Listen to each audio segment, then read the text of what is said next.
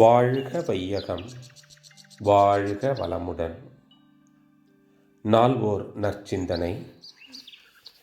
வாழ்க்கை மலர்கள். ஜனவரி 11. தலைப்பு: சிக்கலும் தீர்வும்.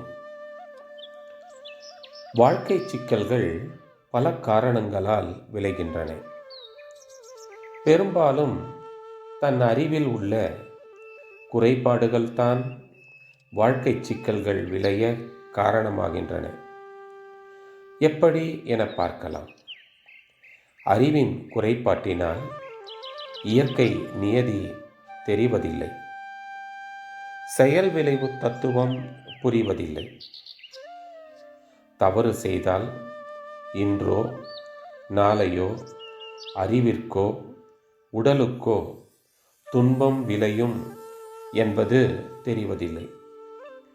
இத்தகைய அறியாமையால் செய்த தவறுகளின் காரணமாக பெருக்கிக் கொள்ளும் துன்பங்களே வியாதிகளாகவும் வாழ்க்கை சிக்கல்களாகவும் நம் முன் எழுந்து நிற்கின்றன.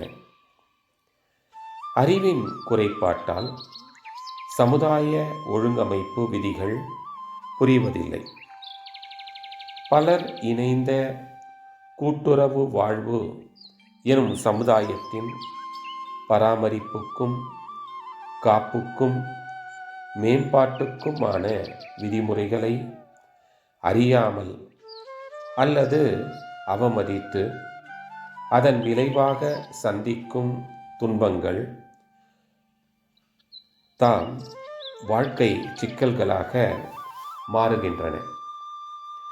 பிறப்புக்கும் இறப்புக்கும் இடையில் உருளும் வாழ்வு எனும் காலகட்டத்தை கடந்து கொண்டிருக்கும் நான் யார் என்று தெரிவதில்லை. என் மூலம் என்ன? கேள்விக்குறி. என் முடிவென்ன? கேள்விக்குறி என்பதை விளங்கிக் கொள்வதில்லை. தன்னிலை விளக்கம் பெற வேண்டும் என்று கூட தெரிவதில்லை.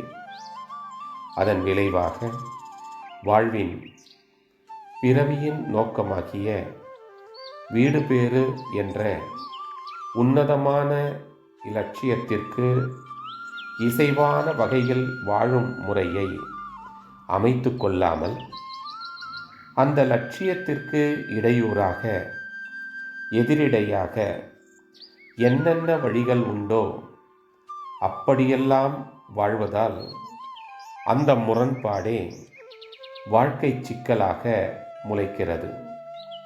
தன்னிலை விளக்கம் பெற்று இலட்சிய வாழ்வு வாழ்வோம்.